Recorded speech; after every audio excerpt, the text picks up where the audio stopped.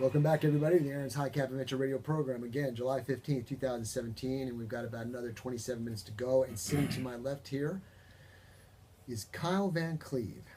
And I've known Kyle for quite some time. I know his parents. He's got fantastic parents. Love them to death. They used to take care of my kids, and they did nothing but a superb job. Can't say thank you enough. If you're listening out there, thank you so much for what you did, Phil and Miss Gwen. Kyle, welcome to the show. Hello, how are you doing? I'm glad to have you on here, buddy. You've got a new acquisition. Yes. Why don't you tell us about who you are, give us a little short bio, and how you came to own Cameron Small Engines in here in Cameron, which used to be formerly Cameron C. All right. My dad is Phil Van Cleave. He's a transplant to Cameron. Ended up here in the early 70s when he's teaching school. Ended up purchasing Cameron Seed Company from Walter Lester in '81. And he taught ag here at Yo High for several years. And he's a second generation small engine man, and introduced that into the ag program where he was teaching in Cameron. And he purchased Cameron Seed in '81 from Walter Lester, introduced the small engine side of it to that, where he was doing feed and seed and lawn and garden products at that time. And he's done that ever since, and it's really taken off and kind of taken over the business, and the lawn and garden stuff has kind of been pushed into the corner.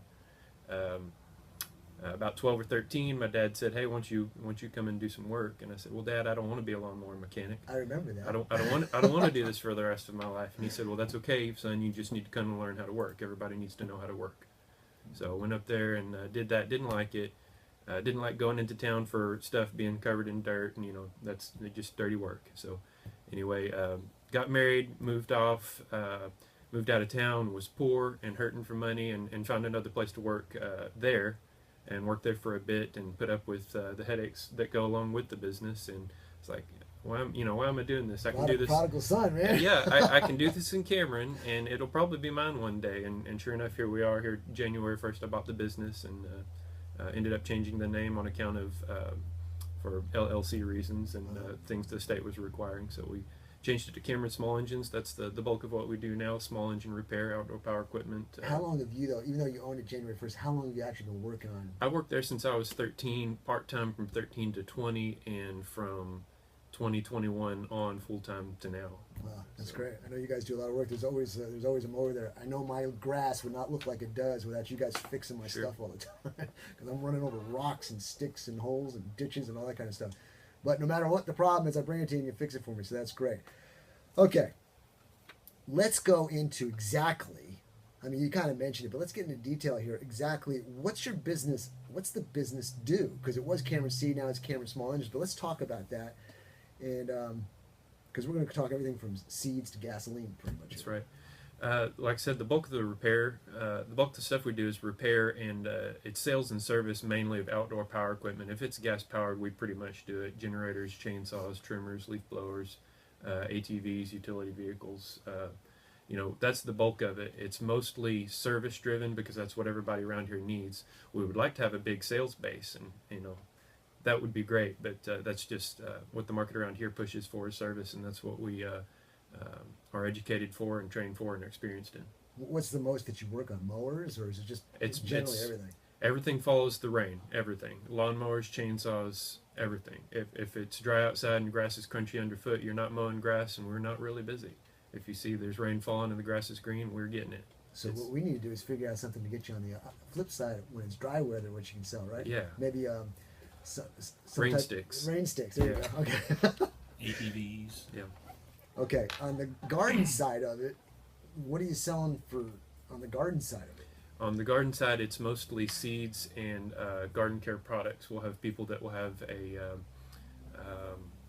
a problem with, say, in your garden, some kind of pest that is eating the plants or causing the fruit not to produce, and we can offer some suggestion for a product to treat that. For lawns, we do fertilizer. People have some fungal disease or something that's taking over in the lawn, and we can offer a product or make a suggestion for it. If it's something we don't have, we can suggest where you go to get it. Just basically some advice, and a lot of that comes from my dad because I'm really pulling on the small engine side. So anything that I don't know that I hadn't gleaned from him over the years, I can go and consult with him. And there is someone there that's even more veteran than my dad, because he actually was acquired with the business, and he still works for us to this day. That's a valuable asset right Yep. there. Oh, heck yeah. I mean, who wouldn't want to have something like that in their business backing them up? Mm-hmm. Okay, I'll tell you what. We're going to kind of veer off just slightly what Okay. we're talking about, and because we've had this discussion before. I'm a prepper to a degree, Okay. and I think you are as well. But we've all come to realize you can go all out. And let me tell you, I've learned this. When you find out that you're behind the curve and you're not prepared at all, it's almost like there's a panic. I know, I've been there. Oh my gosh, I'm so unprepared. Once you realize how far behind you are, you're like, I need to do it. So it's nothing but get ready, get ready, get ready, get caught up to the point where you think, okay, I'm all right. Then you get to a burnout phase, and then once you recover from the burnout phase, you go, all right, let's calm down. It's gonna be okay, right? So what we do now is we prepare for natural stuff, tornado, hurricanes, and we'll say, okay, if something bad happens, let's just go from 1 to 3 months. And if you got the time, and you're into it, and you want to do it, okay, prepare longer. But we're going to talk somewhat preparedness for 1 to 3 months, and we're going to talk about gasoline and seeds and equipment and all this kind of stuff. So let's go in that direction. Okay. And you had just mentioned on the garden side of it seeds, and you brought something up to me that I'm well aware of, is heirloom seeds. Let's talk about that a little bit. If you are preparing for, I don't know, some kind of failure, like there's not going to be things available and you've got to go grow a garden for yourself. I did a little bit of research before I got here. You probably mainly want to look at heritage or heirloom seeds if you are going to store some for making a garden for yourself or providing for yourself. There are hybrids out there. And what I was understanding before was hybrids, once you plant that, and let's say corn, for instance, if you plant, we have a variety at the shop there. It's really good sweet corn. It's called G90. It's made by a company called Funk's. It's a white and yellow bicolor sweet corn. It's so good.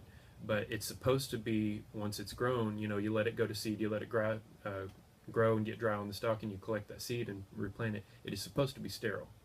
I did a little bit of research to see about whether all hybrids were sterile, and apparently some of them are not, and they may come back but not do as well as what you planted. Because they're a hybrid, they would take on the characteristics of whatever plants that they were, what the parents, I guess, came from, and they may not make as good a seed. So for that reason, you probably do good to go with a heritage or heirloom seed. So 2 questions arise immediately. And that is, why would they hybrid it? Because they're getting the best of all worlds. And then second question would be, why does it become sterile? Do they do that on purpose because they want you to buy the seed again? Well, that may be something to do with it, but when you're taking traits from 2 things and trying to make something better out of it, which you're getting a really good sweet corn out of that. G90 sweet corn is so good.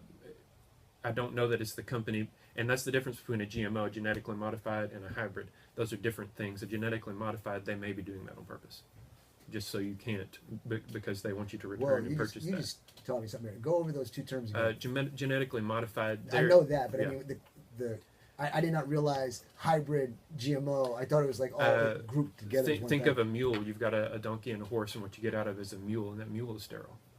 Did you know that? No. Yeah. No, I'm a city boy. Yes. Wow, okay. Anyway, yeah, you can think of it that way. Apparently, there are some hybrids that will produce, like if you let it go to seed and replant. Apparently, there are some out there that will come back, but you may not get the same thing that you had. You know what I mean? Now, obviously, I'm assuming they can get all this from you. Yes, you can get. We have a number of hybrid things available. We also have heirloom seeds available to be had as well. But and heirloom seeds, to be clear, it's from anything that will come back and produce fully, just like a normal. It was. The way it was back in the day. A tomato, if you collect the seeds from it, plant it, you get that same tomato plant. Okay. And with that hybrid, if it does come up, if it comes up, it may not be the same plant. Gotcha. Okay. I know you do repairs. We were talking about generators too. Generators is a key thing. Yeah. Everybody should have a generator, just because you never know when the power goes out. But let's talk about that. What should we do for preparedness on that you can help people with? Okay. Well, there's, as far as storage is the main thing. And you said part of the things we're going to talk about was fuel. Fuel has got a shelf life. It's an organic compound, just like milk is. Milk will rot and turn curdly, and it's not good for drinking. You could eat it, and I guess they make some kind of What is that, dairy cottage product cheese or out of something? it. Or curdled? Anyway, I'm not going to drink it if it's chunky, but gasoline does the same thing. It rots. And I meant to do some research on this. They explained this to us in some of our small engine schools. I don't know if you've seen these new cans are made where you can't. They're sealed up. They're airtight.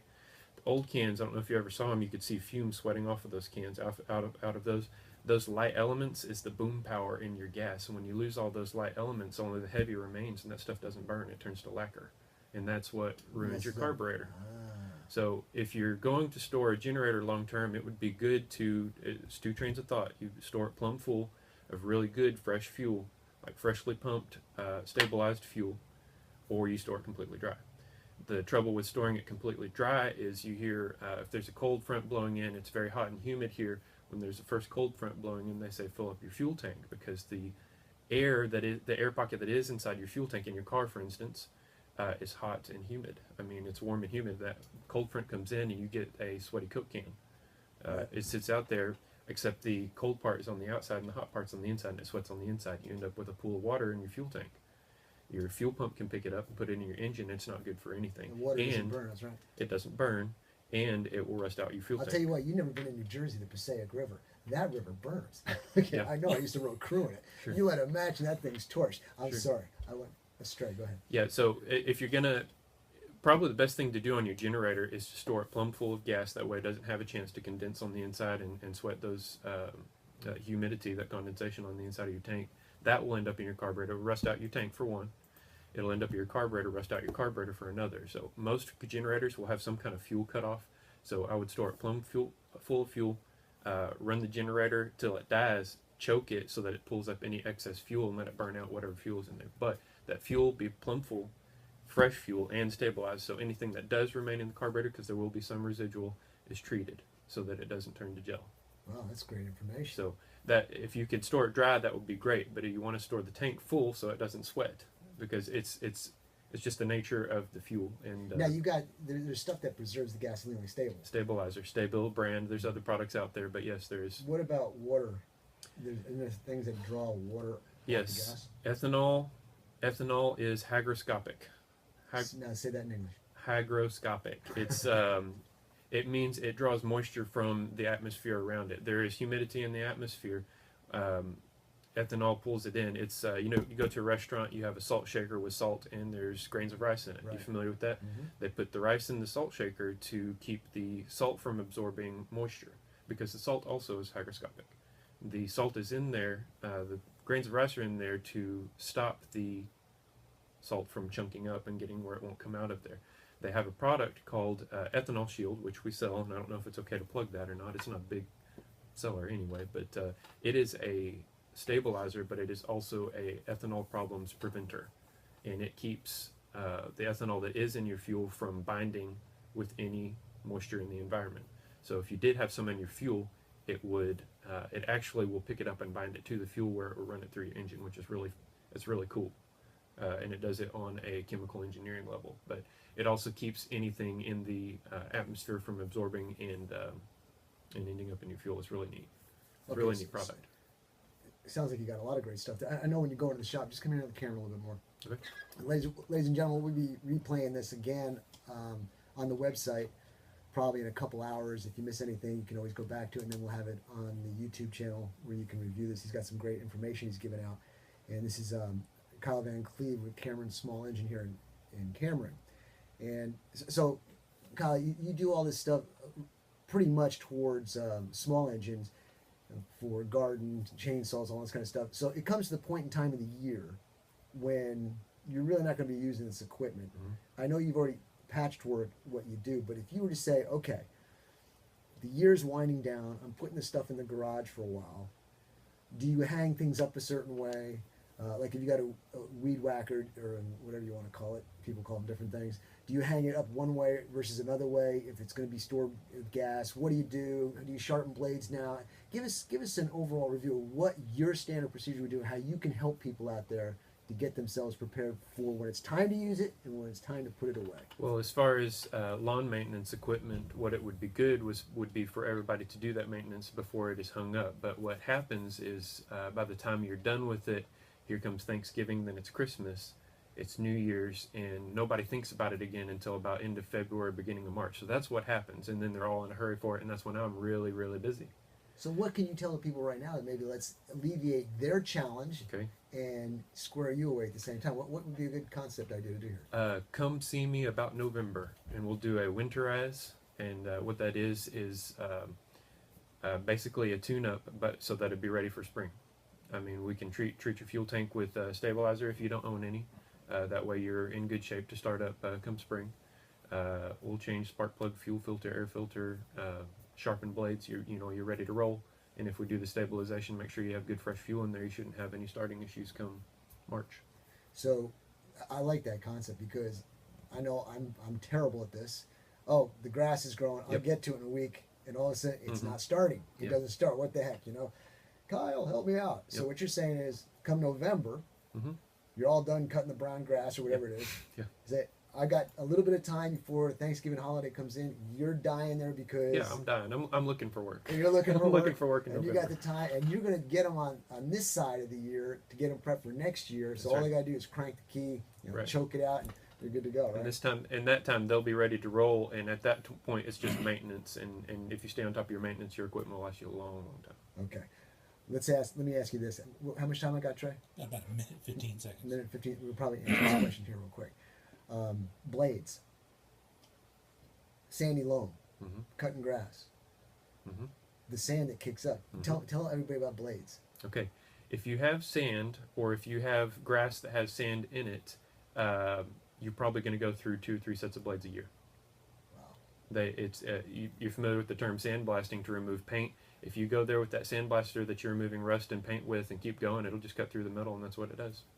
And Now, I can't say I'm sharpening my blades if I'm going over gravel, right? Right. Stones. Okay, that's not the same thing. No.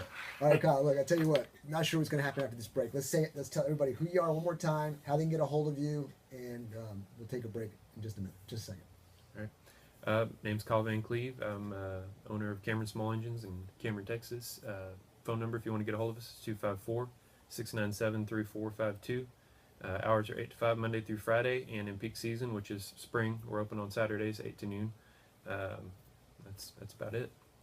Well, you got a great business going there. Like I said, I know your parents are awesome. They did a great job. You're going to do nothing less, I'm sure. The father and mother always want their children to do better, and I'm sure you're on that route to do so. And so everybody support Kyle here at Cameron Small Engine. And what's the number again, Kyle? 254-697-3452. Okay, sounds great. And we're right on schedule. We're going to take a break. When we come back, we'll wrap up this show a little bit. You feel like you got everything out? Aaron's Gun Shop and High Cap Feel Adventures. good? Okay. If you've decided to carry a handgun for self-defense, you better Good. know what you're doing. Now, if you want, You better learn fast. you can always link Not this only to your fast, website. but thoroughly. Okay. If you want to check it out, just interview, answer basic questions. Between a Johnny wannabe and a person who's been Okay. properly trained in the proper handling and use of the firearm. You're welcome to stay. I think we were pretty much finished up there. I didn't have any other notes I could think of. So I'm going to do some other things here. Okay. Seminar to get you started on the road to proficiency with the firearm for 30 self-defense. seconds. Go to our website, aaronsgunshop.com, and review the High Cap Adventures page. Well, I think I'm going to jet out of here. I got a couple other things to do this afternoon. All right, Kyle. Thank you very much for your Thanks very support. much. Appreciate you. Thanks, See you, sir. Kyle, man. Be safe. Alrighty. See See y'all later. Tell your mom and dad I said hi. I will. Have a good one. Too. Reality starts now. Seriously, Joey is excited about trying to learn. Yeah, I heard you were saying that. That's very good. Good skill to know. Well, and at his age, finally figuring out what he wants to do. It's freaking awesome.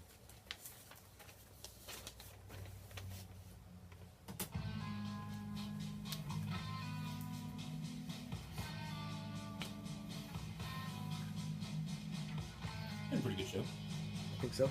And Ross is on a roll this month, last month. And he's had some really good segments. I never know if he's having a good time or not. I'm pretty sure if he's animated, he's probably having a good time.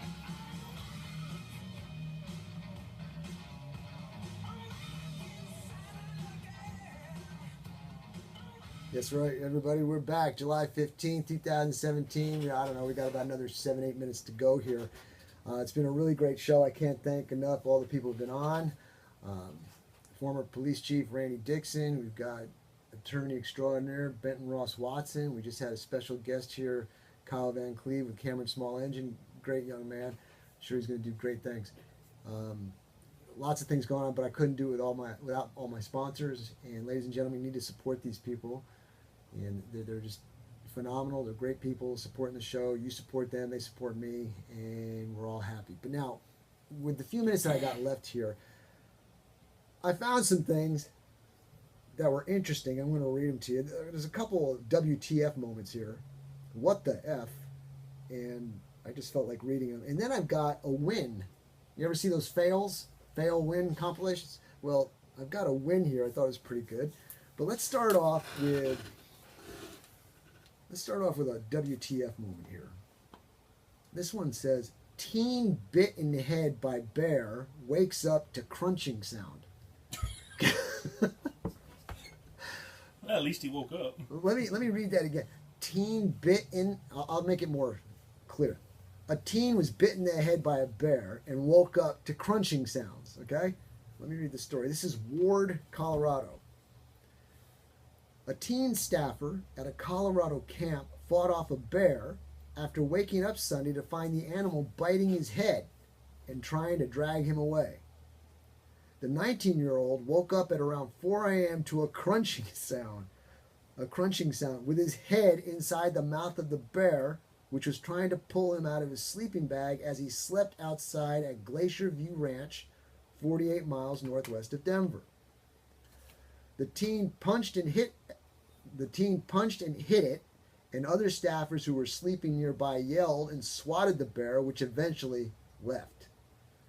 The staffer, identified only as Dylan, was treated briefly at a hospital and released.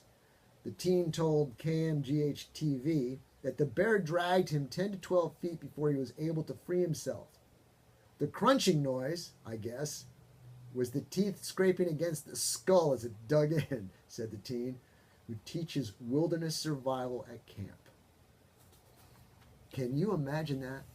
So is punching a bear a survival skill? I don't know, man. I know you punch a shark in the nose. You always hear that. What was that Australian surfer? He's punching the shark in the nose. Well, I mean, I guess if all else fails, you never give up, right? Bears scare me, man. They scare me. Which is why they don't want to hear you say that. I mean, they're fast. They climb trees. They're huge. The claws on them will tear you. But what was that movie called? The Remnant? Oh, The Revenant. Revenant. No, that dude was... That's a true story, too, Yes, right? it is. That dude was... He's scary. Now, there's another story about a bear up in Alaska. There was two stories. There was, I think, a white bear, and they had that at the airport. It's huge. And the paws, you have to get both of your arms to wrap around the paw to hold it up. Well, there's this other bear, brown bear, or whatever kind of bear it is, a big, huge grizzly bear. It attacked somebody and ate him. And the person who he attacked and ate tried to shoot it with a .38 special revolver. Okay? Didn't work. I guess if my memory serves me well, the bear goes and attacks somebody else, but this gentleman had a 7mm mag rifle, I guess with 5 rounds in it. The bear is charging.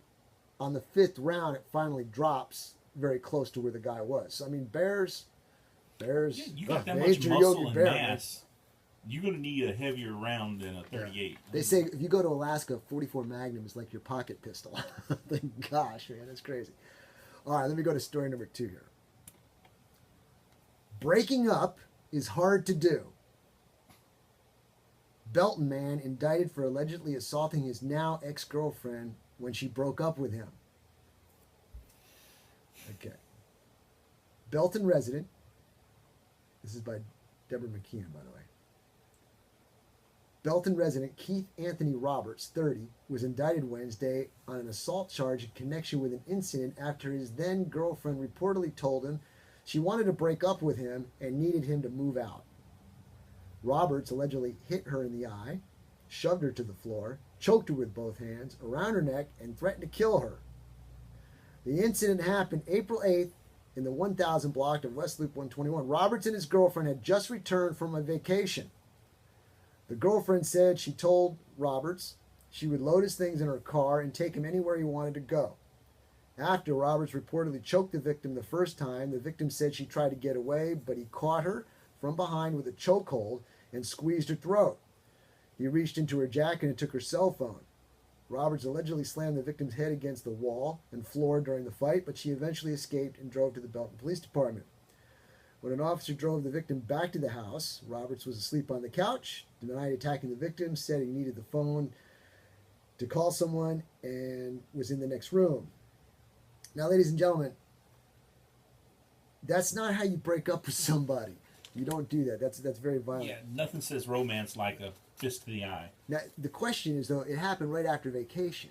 So you wonder, okay, what happened in vacation? They obviously went on vacation. They must like each other. Something must have happened. I'm not even going to go there, but that's not the way you do it. Okay, now, with that fail, I got a win. I think this is pretty cool. I got about 2 minutes here. Beachgoers form human chain to rescue family. This is Panama City Beach, Florida. Strangers on a Florida beach formed an 80-person human chain to rescue 9 members of a family who had been caught in a riptide and pulled too far from shore.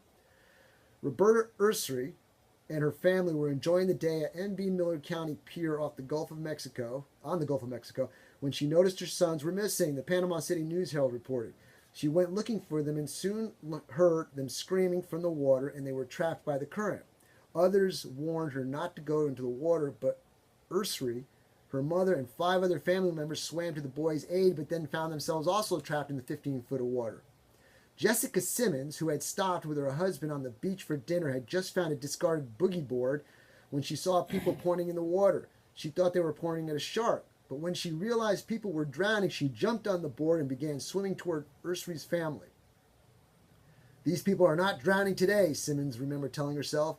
It's not happening. We're going to get them out. Meanwhile, Simmons' husband and some other men started a human chain to bring everyone back to shore. Some couldn't swim, so stayed in the shallow water, and eventually about 80 people were involved to get the family out of the water. Simmons and her husband and some others then towed the family to the chain, which passed them back to shore. So I thought that was pretty cool. So for every negative, there is a positive.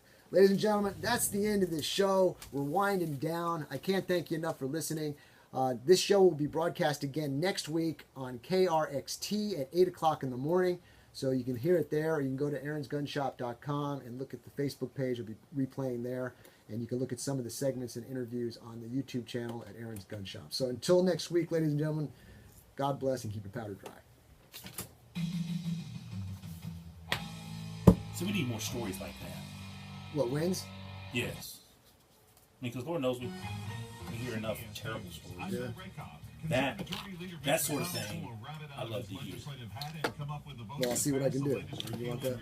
Yeah, get it set up. President Trump has his back. The bill doubles the But, amount that Americans that- can contribute to tax-free health Absolutely. savings accounts. Need more like and that. allows you to use those accounts to pay your premiums. But Politico's Dan Diamond says forget approving the bill. McConnell has a more immediate problem. Republicans can't even get enough support for what's called the motion to proceed vote, where they need a majority just to even open debate. We And hear right all now, these if stories one more about how Republican terrible senator people are, comes out, humanity can be to one another. They will not be able to And even then begin debate we on don't the get bill. enough of We're those learning that a about how prominent awesome lobbyist with humanity ties to Russian intelligence You was know? also in that controversial meeting Maybe if we last saw year more with of that, President we'd Trump's see son, more of that. son-in-law, and campaign chairman. Yeah. From CBS's Major Garrett. Renat Akhmetshin was born in the former Soviet Union and served in its military. He has suspected ties to Russian intelligence. Akhmetshin, shit's now a driving me U.S. crazy, citizen, man. lobbies to lift anti-Russian sanctions. Akhmetshin has worked with Natalia Veselnitskaya, the Russian lawyer with Kremlin ties who secured the meeting with Trump Jr. on the pre